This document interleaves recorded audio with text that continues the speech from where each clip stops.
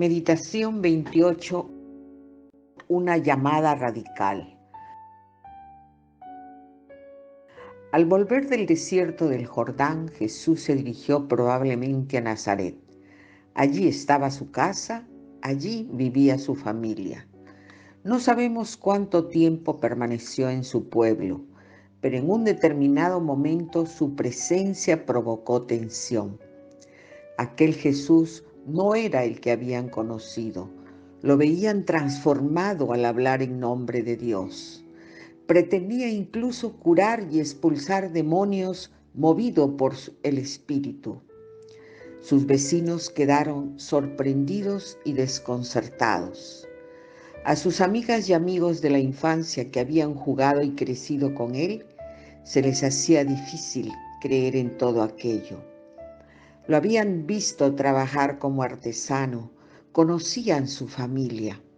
¿Cómo se le ocurre presentarse ante ellos con pretensiones de profeta? Jesús abandonó su pueblo y marchó a la región del lago.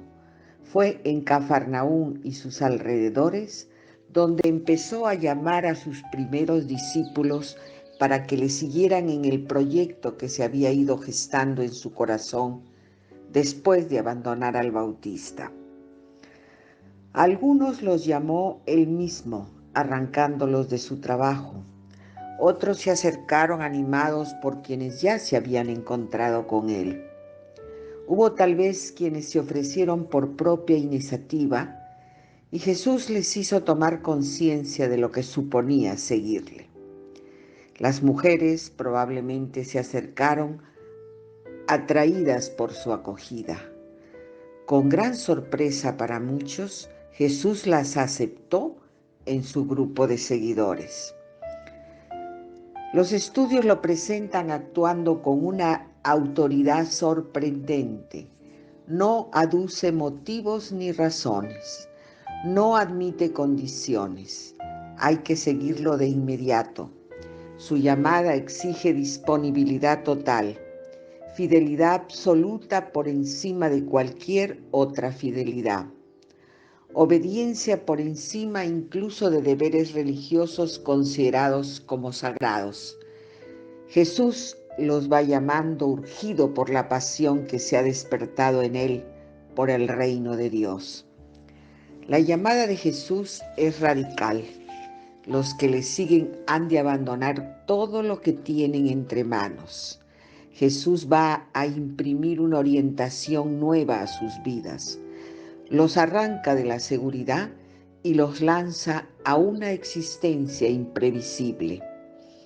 El reino de Dios está irrumpiendo. Nada los ha de distraer. En adelante vivirán al servicio del reino de Dios, incorporados íntimamente a la vida y a la tarea profética del propio Jesús. Jesús les invita a dejar la casa donde viven, la familia y las tierras pertenecientes al grupo familiar. No es fácil. La casa era la institución básica donde cada individuo tenía sus raíces. De ella recibían todos su nombre e identidad. En ella encontraban la ayuda y solidaridad de los demás parientes. La casa es todo: refugio afectivo, lugar de trabajo, símbolo de la posición social. Romper con la casa es una ofensa grave para la familia y una deshonra para todos. Pero sobre todo significa lanzarse a una inseguridad total. Jesús lo sabe por propia experiencia y no se lo oculta a nadie. Las zorras tienen madrigueras y los pájaros del cielo tienen nidos, pero este hombre no tiene dónde reclinar la cabeza. Los que le sigan vivirán como él, al servicio de los que no tienen nada. Jesús les está pidiendo adhesión y fidelidad, incluso aunque esto lleve consigo ruptura y oposición a la familia. ¿Por qué habla tanto de los conflictos que su llamada puede provocar en las familias? ¿Es que tuvo problemas con su propia familia?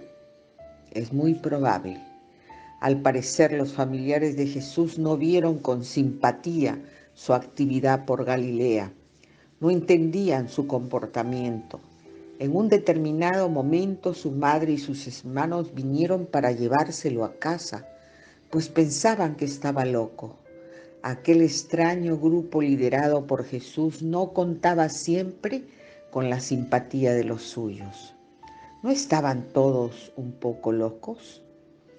Jesús sabía que aquellas familias patriarcales estaban controladas por la autoridad indiscutible del Padre. El Padre era el primer defensor del honor de la familia, el guardián de su patrimonio, el coordinador del trabajo. Todos vivían sometidos a su autoridad. La llamada radical de Jesús no tiene nada que ver con el rigorismo promovido por los maestros de la ley. Jesús llama a compartir su pasión por Dios y su disponibilidad total al servicio de su reino. Quiere encender en ellos el fuego que arde en su corazón. Él está dispuesto a todo por el reino y quiere ver en el grupo de sus seguidores la misma pasión. Hay frases que lo dicen todo. Quien quiera salvar la vida, la perderá. Pero quien pierda su vida por mí y por el Evangelio, la salvará. Un discípulo que se aferre a su vida por la seguridad, metas y expectativas que sin duda se le ofrecen, puede perder el mayor bien de todos, la vida dentro del proyecto de Dios. Un discípulo que lo arriesga todo y pierde de hecho la vida que lleva hasta ahora, encontrará nueva vida entrando en el reino de Dios. Viviendo con Jesús.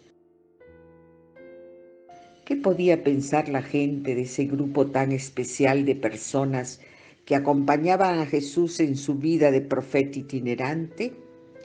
¿Por qué los había llamado? ¿Por qué les exigía una adhesión tan absoluta e incondicional? ¿Estaba pensando en iniciar una guerra santa contra Roma? Era un grupo demasiado insignificante para intentar algo así. Es verdad que la gente lo llamaba rabí, pero todavía por los años 30, este título tenía un sentido genérico de señor y se empleaba como una manera respetuosa de dirigirse a alguien de prestigio. Había algo que era impensable entre los rabinos.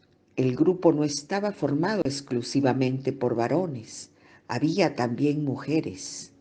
Por otra parte, no habían sido ellos quienes habían venido pidiendo ser admitidos en una escuela. La atmósfera que se vivía en su entorno no es la de una escuela rabínica. No los ha llamado Jesús para estudiar la ley, ni para aprender de memoria las tradiciones religiosas. No viven dedicados al estudio ruidoso de los innumerables preceptos y normas. No están allí para llegar a ser un día maestros de la ley, expertos en dictar al pueblo los caminos de la ley.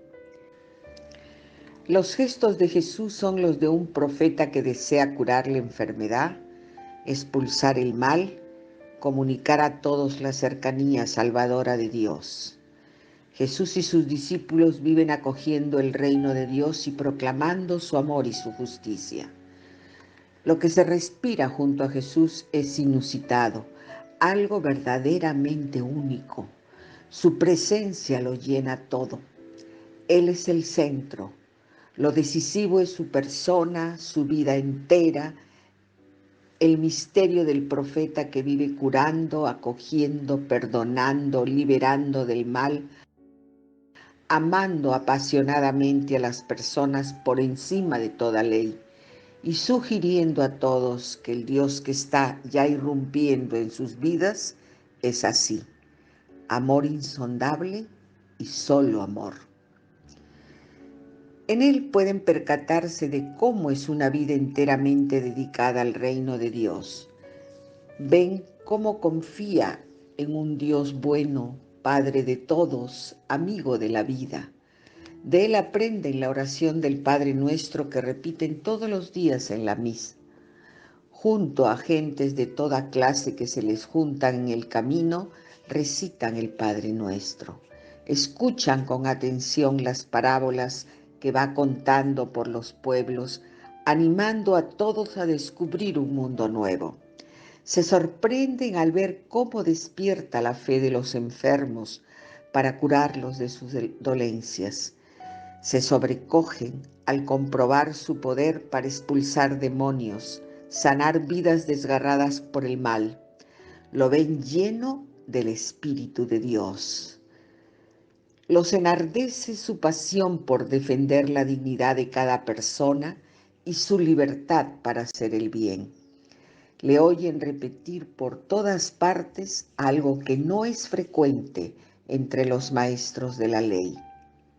No tengan miedo, no tengan miedo.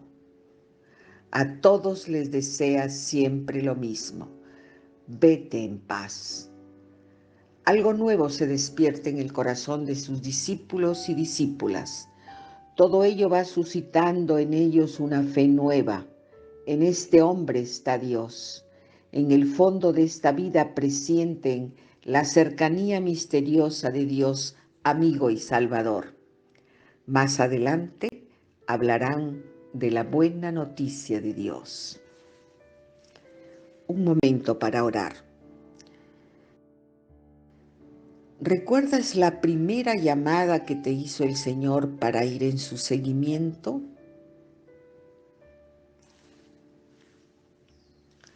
Recuerda los detalles, la hora, el lugar, las palabras, tus reacciones.